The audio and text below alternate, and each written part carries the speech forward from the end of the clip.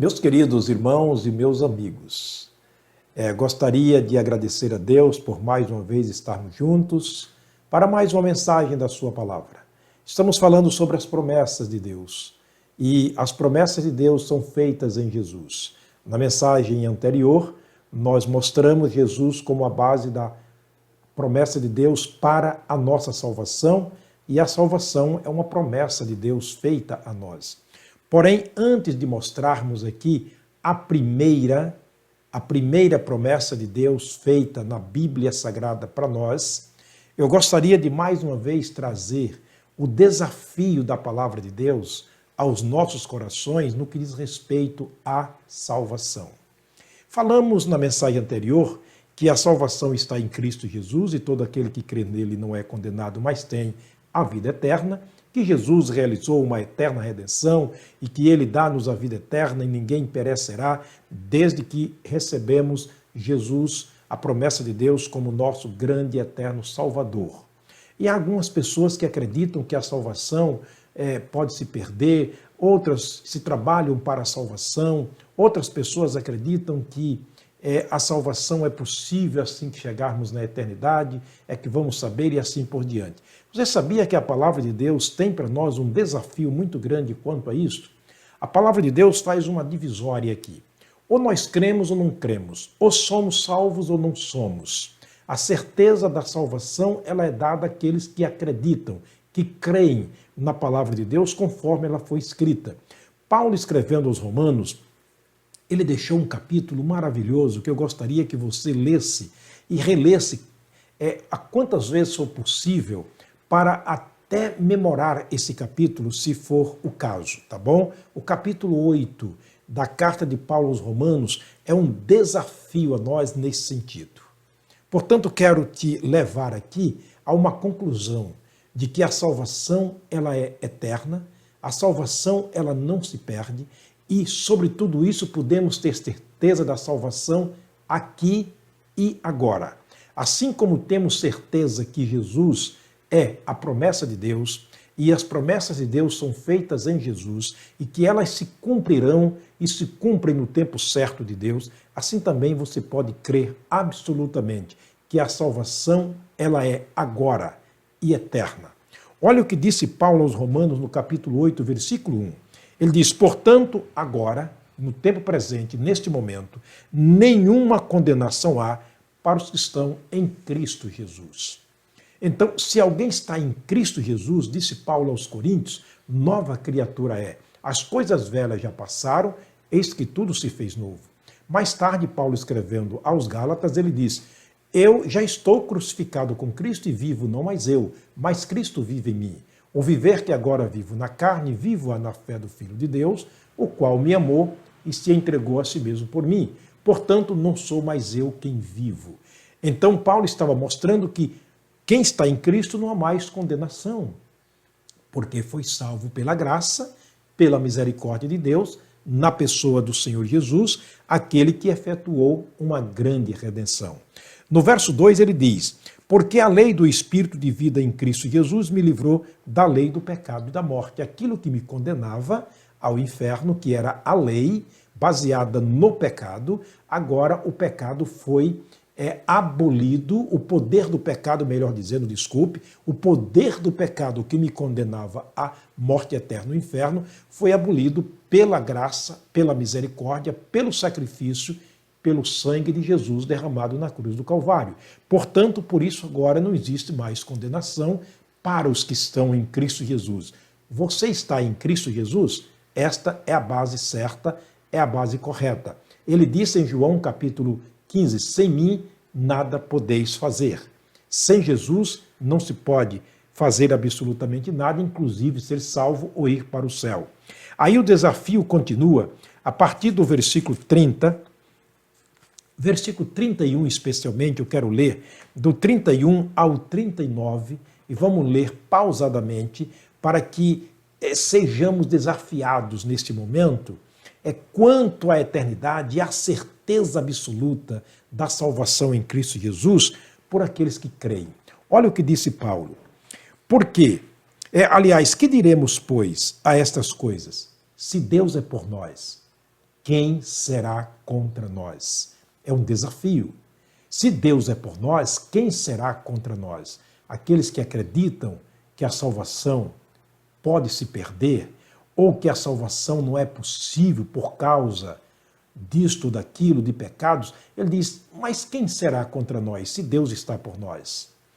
O verso 32 ele diz, aquele que nem mesmo a seu próprio filho poupou, antes o entregou por todos nós, como não nos dará também com ele todas as coisas? São perguntas que nos desafia quanto à nossa incredulidade, quanto às nossas dúvidas. Será que aquele que não poupou o seu próprio filho, antes o deu, o entregou por todos nós, e a morte de Jesus na cruz é um fato evidente. Portanto, será que ele não pode dar também todas as coisas, inclusive a salvação? E o verso 33 ele diz, quem tentará acusação contra os escolhidos de Deus? É uma pergunta que ele faz. Quem tentará acusação contra o escolhido de Deus?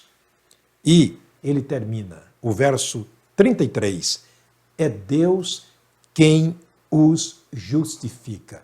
Então a justificação, como a salvação, estão na pessoa do Filho de Deus, o Salvador Jesus Cristo. Continuando ainda o texto, no verso 34, ele diz, quem é que condena? Pois é Cristo quem morreu, ou antes, quem ressuscitou dentre os mortos, o qual está à direita de Deus e o que também intercede por nós. Quem é que nos condena? Porque é Cristo Jesus quem morreu, ou antes, quem ressuscitou, porque a morte de Jesus ficaria incompleta, a obra de Deus ficaria incompleta na morte de Cristo, não fosse a ressurreição. A ressurreição completa a obra de Deus para a redenção do pecador.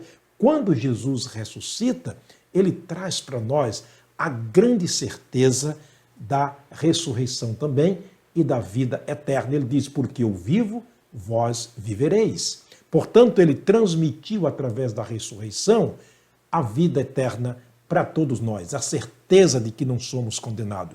Por isso, Paulo diz, quem é que condena? É Cristo Jesus que morreu, quem ressuscitou e está sentado à destra de Deus, à direita de Deus, e também intercede por nós. Olha o versículo 35.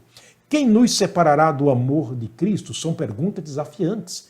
Eu gostaria que aqueles que acreditam na perda da salvação, ou acreditam que a salvação é comprada por nós, aqueles que acham que a salvação não pode ser dada aqui agora, que só pode se ter certeza no futuro, quando chegar nos céus, depois de uma penitência, depois de uma missa de sétimo dia, depois de um culto de louvor a Deus, após a morte. Aqueles que acreditam assim, por favor, respondam diante do desafio da palavra de Deus essas questões. Olha, quem nos separará do amor de Cristo? E ele coloca aqui algumas possibilidades pelas quais poderia ser interrompida ou interrompido o plano de Deus para a nossa salvação. E ele vai dizer, a tribulação, ou a angústia, ou a perseguição, ou a fome, ou a nudez, ou perigo, ou a espada. Quem dessas possibilidades pode nos separar do amor de Cristo? O verso 37 ele diz, aliás, o verso 36, como está escrito, por amor de ti somos entregues à morte o dia todo, fomos ou somos reputados como ovelhas para o matadouro. Mas ele diz no verso 37, mas em todas estas coisas, o que ele está dizendo? Quais as coisas nas quais ele está se referindo? A tribulação, a angústia, a perseguição, a fome, a nudez, a perseguição, ou, aliás, o perigo ou a espada. Mas sobre todas essas coisas, fomos feitos ou somos mais do que vencedores por aquele que nos amou. A nossa vitória está na pessoa do Senhor Jesus. Baseado na sua palavra, uma promessa firme, poderosa, inabalável, está feita em Cristo Jesus, o Redentor do mundo, portanto não pode ser desfeita essa promessa por nada. Em Cristo Jesus somos mais do que vencedores por aquele que nos amou. Quem nos amou? Deus. João 3,16. Deus nos amou de tal maneira que deu seu Filho unigênito. Portanto, em Cristo Jesus, nós somos mais do que vencedores, quer dizer, fomos feitos mais do que vencedores naquele que nos amou, Deus. Portanto, Jesus e Deus trabalham e trabalharam para a nossa eterna redenção. Os versos 38 e 39, eu acho incrível isso aqui, eu acho maravilhoso, fantástico, melhor dizendo, o que Paulo escreveu aqui nas suas próprias palavras. Agora ele vai mostrar a absoluta certeza da salvação aqui e agora. Versos 38 e 39. Porque estou certo de que nem a morte, nem a vida, nem os anjos, nem os principados, nem as potestades, nem o presente, nem o porvir, nem a altura, nem a profundidade, nem qualquer outra criatura poderá separar-nos do amor de Deus que está em Cristo Jesus, nosso Senhor. Portanto, este é o desafio da palavra de Deus. Você já é uma pessoa salva? Você já está em Cristo Jesus? Já tem certeza absoluta da sua salvação? Ou está entre aqueles que duvidam, que não acreditam, que está esperando por um dia, talvez, quando chegar na eternidade, quem sabe dependendo das minhas boas obras, quem sabe dependendo daquilo que eu vou apresentar diante de Deus? Querido, não pense assim. A palavra de Deus nos desafia, mostrando que a salvação ela é eterna, ela é possível e ela é agora. Todo aquele que crê tem a vida eterna. Jesus não pode deixar para salvar amanhã aqueles que decidirem hoje. Portanto, decida por Cristo, abra o seu coração, deixe Jesus entrar no seu coração. Se você é membro de uma igreja e você ainda acredita na teologia da perca da salvação, por favor, receba Jesus como seu Salvador. Se você é membro de uma igreja e acredita na teologia de que a salvação é possível só quando chegar na eternidade, por favor, receba Jesus como Salvador, porque a promessa de Deus é feita em Cristo e Ele já veio, Ele já fez a obra, Ele já consumou a obra, já realizou a obra, Ele morreu, foi sepultado, ressuscitou, Ele ascendeu-se ao céu, está sentado à destra de Deus, a obra foi terminada. Em Cristo Jesus, nós temos a redenção, nós temos a certeza de vida eterna. O Senhor te abençoe, o Senhor te guarde. Até a próxima mensagem, se Deus permitir. Esta é minha oração a respeito de você mesmo e de toda a sua família.